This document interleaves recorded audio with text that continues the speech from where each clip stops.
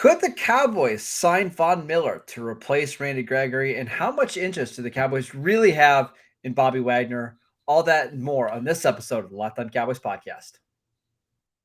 You are Locked On Cowboys, your daily Dallas Cowboys podcast.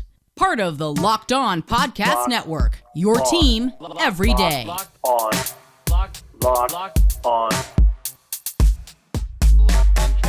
Locked on Cowboys. Welcome back to the Locked On Cowboys podcast, part of the Locked On Podcast Network, your team every day. We want to thank you for making us your first listen of the day. We are free and available on all platforms. I am Marcus Mosher. You can follow me on Twitter at Marcus_Mosher. He is Landon McCool. Check him out on Twitter at McCoolBCB. Landon, let's start with this. Von Miller reportedly has some interest in the Cowboys to replace Randy Gregory. Are you interested? Yeah, absolutely. I mean, I think Von Miller is a guy that, comes into the playoffs last year and plays as well as anybody in the playoffs, showing that he still has plenty left, it feels like. I think you could make an argument that Randy Gregory is a better, signing for the Cowboys at the deal that he was signing at. But if you're talking about somebody who could be better immediately next year and maybe the year after that, I mean, I think that Von Miller is a guy that should be considered. He's obviously still incredibly skilled, and it's sort of like DeMarcus Lawrence in the sense that he has a game that is built on technique and ability. Von Miller started out very much as a physical freak. There's no way around it. But as his game has kind of aged, he's really developed a lot, and that's why he has that kind of pass rusher school, which is like the kind of answer to what Duke Merriweather and the folks did the O-line. And actually, I think that's actually an answer to what Von Miller was doing, if I'm not mistaken. So I think he has good technique that will age well. His explosiveness and some of that stuff will start to taper off as he gets older, but he still has the skill set to kind of continue to thrive in the NFL. All right, you know me. Let's start with the negative first, and then we'll get to the reasons why this would make sense, right? Yeah. Comparing him to Randy Gregory, who's gone, not coming back. Like, there's not going to be this 11th hour deal that happens. I don't see that happening. Okay. He is 3 years older. He turns 33 here in March. It wouldn't shock me if he costs more. And it's not a guarantee that even if the Cowboys want him, that they could get him, right? Like, I think there's still interest for him to go back to the Rams now that they freed up some money. I think the Browns are really aggressive. So it's a little harder for the Cowboys to get him. The benefit, though, is he's actually been pretty durable. Like 2020, he missed the whole year due to an injury. I get that, right? I think it was a preseason. Was it an ACL injury, right? I thought like something like that. But since 2014, in every season which he's been available, he's played at least 15 games. And that's one thing that Randy Gregory doesn't have for him is when he was eligible to play, he missed a lot of time with knee injuries, calf injuries. Von Miller does a pretty good job of staying on the field. Yeah, I think that's fair criticism, and that's fair on both sides, the plus and the minuses. I mean, he is older. We are talking about a 33-year-old player. He's probably going to be pricey, considering you're not signing him to a huge long-term deal, likely. And that's another thing that's a negative for him, right? The part of the reason why the Gregory deal was so appealing for Dallas is it was a 5-year, $70 million deal where you could spread the cap hit. My guess is Von is only going to sign a 1 or 2 year deal wherever he goes. Probably. Or, I mean, maybe he's willing to play ball a little bit and sign a 3-year deal knowing that he's only going to play 2 or something like that. I mean, so we'll see. I think the appeal for Von here is obviously he's a Dallas guy. He grew up a Cowboys fan. He grew up a DeMarcus Ware fan. DeMarcus Ware was on Instagram very publicly trying to get him to come to Dallas, and Von gave some eyeball emojis, if I'm not mistaken, or at least commented on it on the post. Parsons is pushing pretty hard for him, as well as another guy that we'll talk about in a second. So I think that, there is some, and like I said, and beyond all those things, he also owns a ranch, if I'm not mistaken, not too far from Frisco. Yep. So there are things tying him here. Yeah, he lives in Dallas. So there are definitely things that are tying him there that could give the Cowboys a benefit. And I think for the Cowboys, it would definitely be a knight in shining armor riding in at a time when they most need it. And Von Miller is a guy that, since he's a Dallas guy, I've always watched with like, oh, one day, right? He's a huge I Cowboy didn't, fan. He even talked yeah, about, like, I remember during the 2011 draft, like his dream was to be a Dallas Cowboy, and he was openly campaigning to fall into the draft so the Cowboys could take him. I believe at pick 9. Never happened. But that was not gonna happen. Yeah, and I listen. Let's make the dream come true. Honestly, I'd be excited about getting him on this team.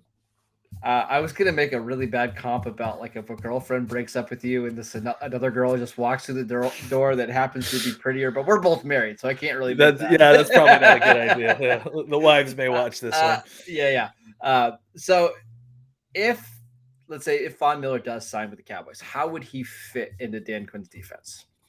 Oh, he fit right in. I mean, he play a 4-3 right end. Which some He'd people have stand up, commented, which is fine. Yeah.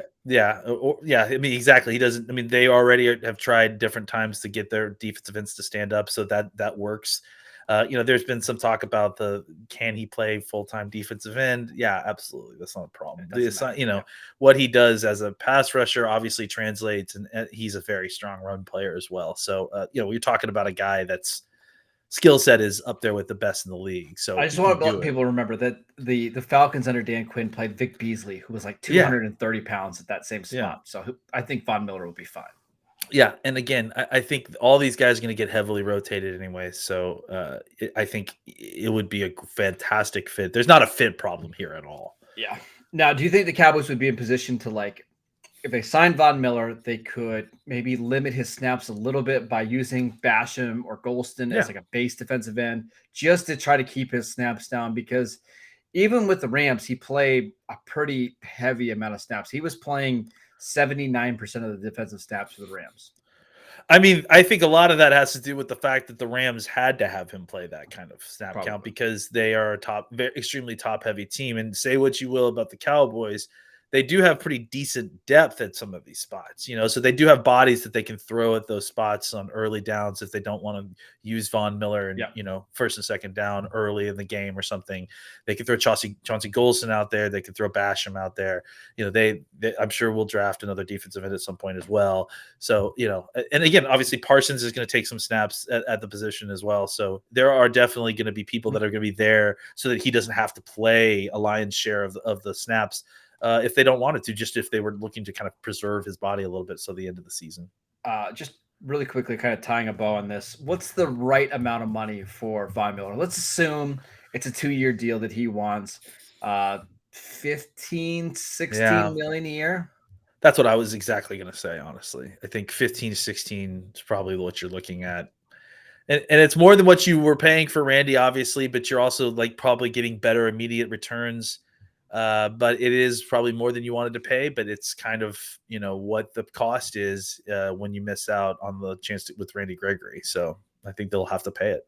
Yeah. I mean, if he's anywhere similar to the player that we saw in the playoffs, where he had 4 sacks in the 4 games that he played, who cares if it's 14, 15, 16, 17, it doesn't matter. If you're getting that type of player, he can transform your defense. It's just, will he want to come to Dallas? I honestly don't think the money is the problem. I think the Cowboys are scrambling a little bit here. I think they're willing to pay him as much as any other team. It's just, will he want to come to Dallas, or does he like living in LA, or does he want to go play somewhere on a different team? We'll see. One last veteran guy I wanted to ask you about before we take a break, Bobby Wagner. We've talked about him before. We did a whole show just a few days ago. Mike Fisher, our buddy, said that the Cowboys have been in contact with him. They have offered him a contract. Now, he didn't say what the contract is, but is that still something you're still open to? Yeah. I mean, if he's interested, I think, look, I mean, you couldn't have a better pair of mentors. And I think this is kind of why he was advertising for it. You couldn't have a better pair of mentors for Parsons than Bobby Wagner and Von Miller. I mean, my feeling is you probably can't get both, though. You can get one. Yeah, I mean, I think that would be foolhardy. I mean, $15 to $16 million for Randy Gregory probably makes it prohibitive to sign Wagner, but I think if you were able to get both, that would be an incredible coup. I definitely would prefer Von Miller to Wagner, just because I think obviously the positional value. But if they're able to, if somehow the Von Miller plan doesn't work, they decide to go another route with defensive end. I'm certainly not going to be upset if Wagner comes in as the guy to kind of be that Leighton Vander Esch replacement, the other guy to kind of help Parsons develop in that role. I mean, theoretically, what you could do is, let's say you miss out on Yvonne and you want to pay Wagner. Again, I'm just throwing numbers out. Let's say it's $10 million a year for Wagner. That's what I was thinking as well. Yeah. You could take the other, let's say somewhere between $4 to $6 million in savings and spend that on a Melvin Ingram, who got a very similar deal last year, or a Justin Houston. If you just want a veteran out there that still can rush the passer a little bit, maybe you go up and pay for Jadeveon Clowney, which is probably a little bit closer to 10, but there are still options out there, just maybe not as young or as productive as Randy Gregory. That's all. Yeah, I don't, I mean, this is just my take, but I'm not trying to pay a bunch of money for win late in the snap pass rushers, if that makes sense. The way the game is moving, there's less time to attack the quarterback. They're trying to get the ball out quicker. So again, we're going to put a high premium on guys who can win quickly in the pass rush game, because otherwise, there isn't a ton of a point. You're just not going to get a lot of opportunities as a pass rusher if your game is built on outlasting the offensive tackle. I kind of like Jadeveon Clowney for Dallas though, a little bit. Just a little bit. But see, I like him if you let DeMarcus Lawrence go. Like, to me, those are some more similar players, where they're creators, but and other people produce off of them. I'm just afraid you do some fun slanting stuff with him. It's my thing, right? Yeah, that's true. I'm not against it. I just think he's more of a left end, and I think you need at least one more guy who can win fast, instead of just Parsons. Fair enough. All right, let's take a quick break so we can tell you guys about BetOnline. It's that time of year again as college basketball tournaments are finally upon us. From all of the latest odds, contests, and player props, BetOnline.net is the #1 source for all of your sports betting needs and info. BetOnline remains the best spot for all of your sports scores, podcasts, and news this season. And it's not just basketball. BetOnline is your continued source for all of your sport wagering needs, including live betting and your favorite Vegas casino games. Head to the website today or use your mobile device to learn more about the trends in action. BetOnline, where the game starts. All right, a couple things that we should talk about before we get too far into free agency. The NFL announced comp picks yesterday, and I don't know if you knew this, but the Cowboys were surprised that they got an extra one. They actually got 2 fifth-round picks 176 and 178, thanks to Xavier Woods. Xavier Woods ended up playing, I believe, like 98% of the snaps for the Vikings, and his minimum contract got boosted up a little bit because of some incentives, which gave the Cowboys an extra 5th-round pick. So Xavier Woods, the 6th-round pick that keeps paying dividends for the Dallas Cowboys. Yeah, it was pretty funny when you saw the announcement come down that he had signed his new deal. They said former Dallas Cowboys safety Xavier Woods. I hope we get a comp pick again for him. Yeah, right? They should get double up, right? That'd be amazing. I don't know that they give comp picks based on any kind of press formula. So which is unfortunate because the Cowboys would rule the day at that point. So the Cowboys now have 4 5th-round picks. They have all their original picks. They moved up in the 6th round a little bit. The only one they don't have is a 7th-round pick I believe it was a trade for Eli Akanu. Yep. Akanu. Yep. Can I make a prediction with these 5th-round picks right now? Yeah.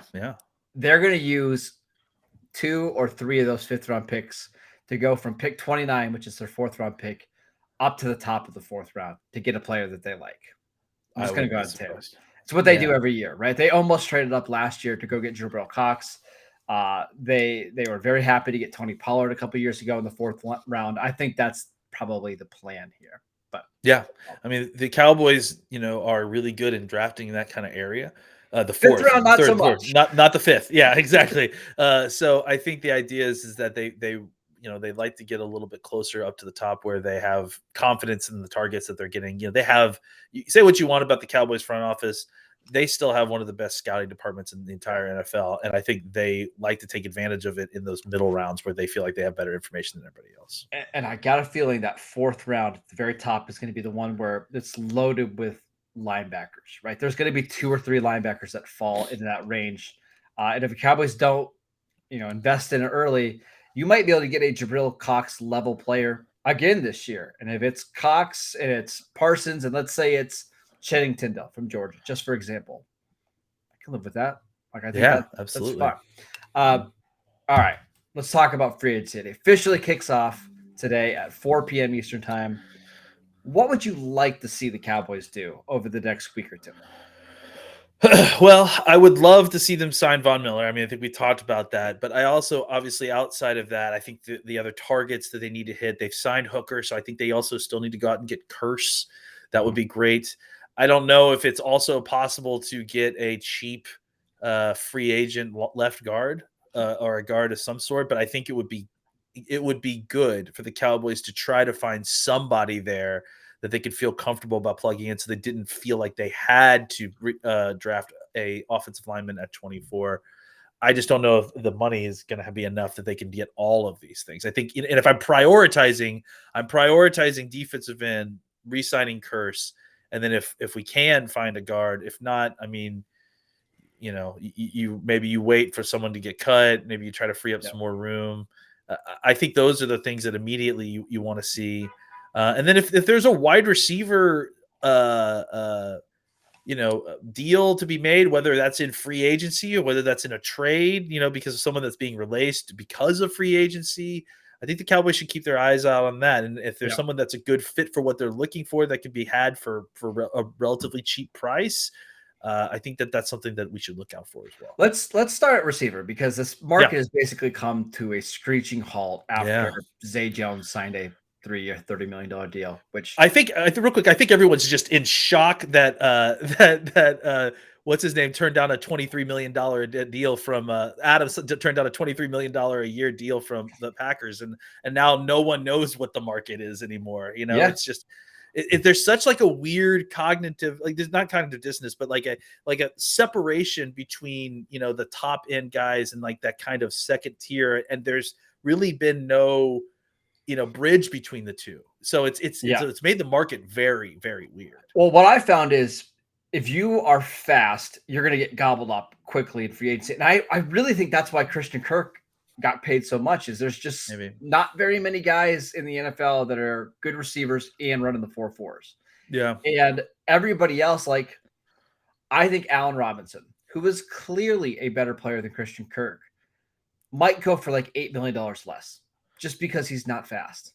Right. Yeah. And you're looking at the market now between Allen Robinson, Odell has the ACL problems, but Juju Smith-Schuster, Jamison Crowder, Keelan Cole, AJ Green, Adam Humphries, Jarvis Landry, like all of these guys are sitting out there because no team wants to spend more than $5 or $6 million on a 4-5 guy.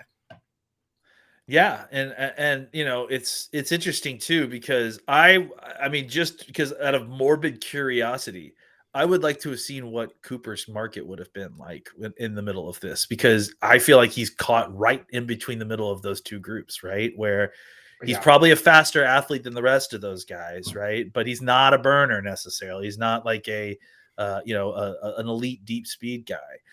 So it would have been interesting to see if he would have found like a real weird sweet spot in the middle of these kind of two sections of free agent wide receivers. Well, it's why it makes no sense that Christian Kirk, Chark, and Zay Jones were the first 3 receivers off the board. I mean, all those guys are fast. We have to throw the Jaguar stuff out the window as far as I'm concerned. They basically clearly said, hey, we want to spend $40 million on 2 receivers or whatever it is, or 3 receivers or however many they signed. They felt like they absolutely needed to get somebody that had skins on the wall to kind of give Trevor Lawrence a chance. They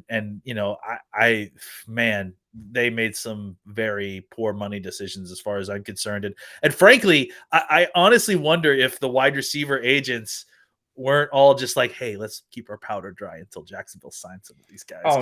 That's really going to help drive up the price on the rest of us. It's just so weird. Russell Gage gets 3 years, $30 million from Tampa Bay, and he was a borderline starting receiver for the Falcons, and he gets paid before some of these other guys. It's funny because Russell Gage is like the perfect example of someone that a lot of NFL wide folks would be saying, hey, Russell Gage is a name to look out because you're going to get a great deal on a good receiver. And then he gets a 3-year, $30 million deal. Like, that's not a great deal. That's an overpay for a guy that you were hoping to get a discount on. Right? Yeah, I think if somebody told you he signed 2 years, $8 million, you'd be like, okay, that makes sense. That's a good deal. Yeah, that's a good deal. Yeah.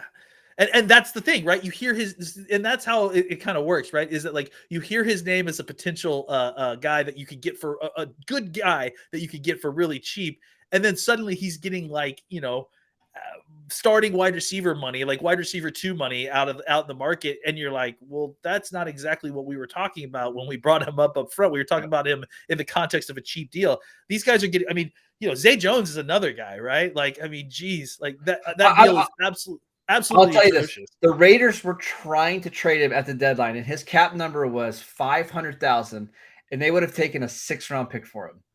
You wait. What is Jacksonville thinking? You wait 7 weeks, and he becomes a free agent, and all of a sudden he's a $20 million guaranteed receiver. What happened between free agent or from the trade deadline to the end of the season? Nothing. And he's a good He's had some off-field issues too, like he's had issues as well. So like the fact that he's able to get that kind of money, it's just unbelievable, man. It's shocking. Yeah. There'll be values at the wide receiver room. We just have to wait probably a month from now, maybe 2 months. We'll see how that plays out. All right. Some guards that are out there. You mentioned that as a spot. It's not great. Andrew Norwell, Trey Turner, who's really a right guard, Quentin Spain, who was not good for the Bengals last year. Eric Flowers was released today by the Washington Commanders. It's going to take me forever to get used to saying that. Nope. The guard market's pretty rough. Richie Incognito, Will Hernandez. Hernandez, I would take as a body, but I mean, I'm not looking at Hernandez as my solution to the guard position. And also, I don't know how well he fits really what we try to do. I mean, he has 56 starts under his belt. It's only 26, but the Dallas guys love him too. I mean, I know he works out with Tyron Smith and Zach Martin, I think, before he came into the draft, if I'm not mistaken. So maybe that's a stopgap option to get you to the draft. Maybe that's not all that surprising. I don't think any of these guys are anyone that should prevent you from thinking about drafting a guard, but I mean, I think that you should try to get somebody in so you're not being held hostage, unless your idea is that, if we don't draft someone, Connor McGovern's your starting left guard, which I didn't like that when I saw it last year. The only other spot that I'd like to see the Cowboys be aggressive in, I mean, assuming they bring back J-Ron Curse, which I think they will. Linebacker is, we'll see, is the interior defensive line, because I think there's some good guys out there. I'm just going to read just some names that are available. Some of these guys are going to be more expensive than others, but Akeem Hicks, Calais Campbell, Linval Joseph, I still think can play a little bit. Sheldon Richardson, Maurice Hurst. Ndamukong Suh do anything for you? Yeah, I mean, I think he's a guy that consistently is signing 1-year deals and playing all the way through them, despite all of us saying that it's not going to happen this year. It's not going to happen this year. So, I'll take my 1-year deal with Ndamukong Suh as he makes his tour around the NFL. How about if you want a true nose tackle, Eddie Goldman, only 28 years old. Did he? I thought he was signing with Baltimore. He met with Baltimore, but they didn't. He got cut, so he can actually go and visit stuff. But he met with Baltimore. So yeah, I mean, he was the guy that I pointed out when he's 28. Is that what you said? Only 28. I'm pretty sure if I remember correctly, and apologies, but I think he's dealt with some injury stuff, and so it's weighed on him a little bit. But bit. So I mean, over the last 4 years, he's still played 60 games. He's missed like 1 or 2 games every season. But I'm interested. Depending on what the number is, like I think he definitely is a fit for what you are missing on this team. I think defensive tackle is just based on the names you've given me, and I know that Ioannidis just got released by the Commanders as well. Good one. Yep. I haven't watched his 2021 tape, but I mean, just knowing him from previous years, I'd be interested if it's anything similar to his earlier tape. So it does feel like there is some a good market for the defensive Yep. tackles. Specifically, what you're trying to look for is more of a kind of a one technique nose tackle type. And I'll even read you a couple other names. Quentin Jefferson is like a 3 technique that can play a little bit defensive end if you need him. Brent Urban, Carlos Watkins, Christian Covington, 3 former Cowboys. Danny Shelton out there if you're just looking for a one technique. He's at least interesting. Jerron Reed, we know the Cowboys had some interest there a couple years ago. I'm sorry, Larry Ogunjoye signed with the Bears already. Yep. Malik Jackson. There's Brandon Williams. There's William Golston, who played for the Bucs last year. It's just a really deep spot. And the Cowboys don't need really numbers there. They just need one more guy to pair with Tristan Hill, Oso Odigizua, Neville Gallimore. One more of those guys, and I think you're pretty good in the defensive tackle spot. Yeah, I mean, I think you're right. Like, I think you have numbers there. It's just you'd like to add a little bit of talent at the top. Yeah. So let's go get me Hakeem Hicks. Go get me Eddie Goldman. Somebody like that, and the Cowboys would be doing very, very well. Yeah. All right, let's take one more quick break to tell you guys about Built Bar. This time of year, almost everybody has already given up on their New Year's resolutions, but not us. We are sticking to ours to eat better thanks to Built Bar. Built Bars contain only 130 calories, 4 grams of sugar, and 4 net carbs, but they have 17 grams of protein. Compare that to your average candy bar that has 240 calories, 30 grams of sugar, and dozens of net carbs. They've got so many great flavors, including mint brownie, coconut almond, and the new flavor this month is white chocolate cookies and cream. Go to built.com and use promo code LOCK15 and get 15% off your next order. Use promo code LOCK15 for 15% off at built.com. All right. Last thing I wanted to talk about today has nothing to do with free agency, nothing really to do with the Cowboys, but I just wanted your thoughts. It was announced today that Joe Buck is officially leaving Fox to go to ESPN to join Troy Aikman. Does that bum you out a little bit, considering how many big Cowboy games Buck and Aikman have done before? Oh, no, you did this without knowing my take on this, did you? Oh, I don't know.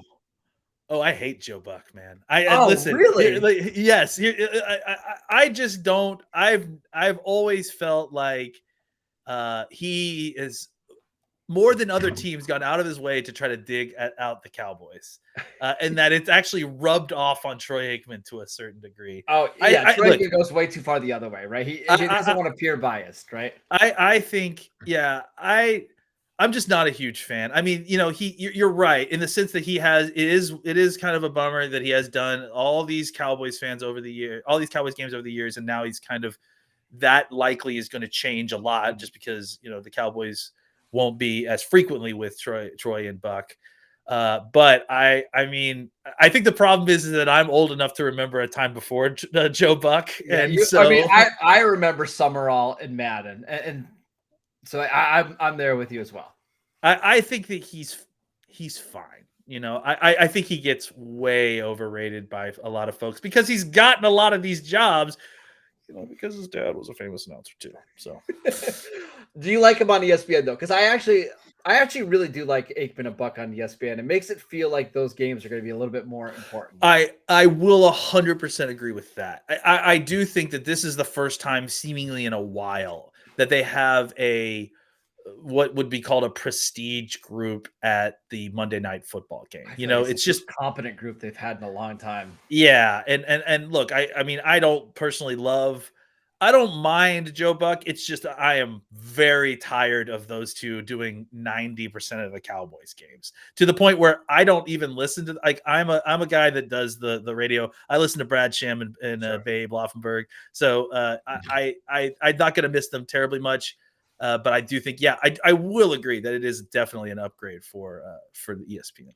Yeah, see, I might be wrong, but I kind of like Buck and Aikman, and it felt like a big game when they were doing the Fox was it America Game of the Week is what they call it. Yeah, America's Game of the Week. Yeah, I don't know. I kind of liked them. I started to really like Buck the last couple of years, and now I mean, I don't know who Fox's number one crew is going to be. Probably is it Burkhart and Greg Olson. I don't know if it's going to carry the same weight for Cowboys. Yeah, it may not. Look, it may not be as good, but I'm certainly I'm ready for a change at this point. Let's put it that way.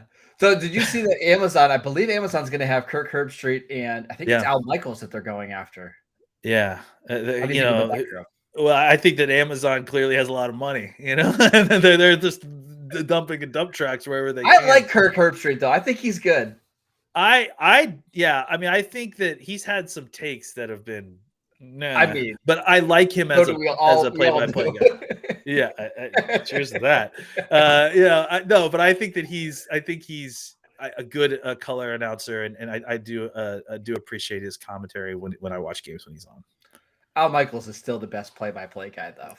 Again, another guy whose takes I don't care for, but is absolutely one of the best at what he does. It's nostalgic for me because I can remember listening to Al Michaels when I was a little tiny kid watching the game. Yeah. So it's something comforting about his voice. I don't know. It's nostalgia, right? And I think that's a certain degree what happens with I think some of the younger viewers with Buck and Troy Aikman is that's all they've known, right? Yeah. So I think it was a big deal to me when Buck and Aikman would do a Quincy Carter game. That's when I knew the Cowboys were good. Oh God, dude, to bring up Quincy Carter's name. Yeah. Let me just take this opportunity to say more people should go to the extra effort to listen to Babe and I'm totally like Brad and Babe on the radio.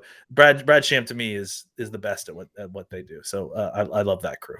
Yeah. There you go. I'm glad I surprised you with the joke. All right, that is it for today's show. Thank you guys for tuning in. We'll be back tomorrow with maybe some free agency news from the Cowboys. Probably not, but we'll see. Follow the show on YouTube, Locked On Cowboys. You can follow us on Twitter at Locked On Cowboys. Follow Landon at McCool BCB. I am at Marcus _Mosher. We'll see you guys next time.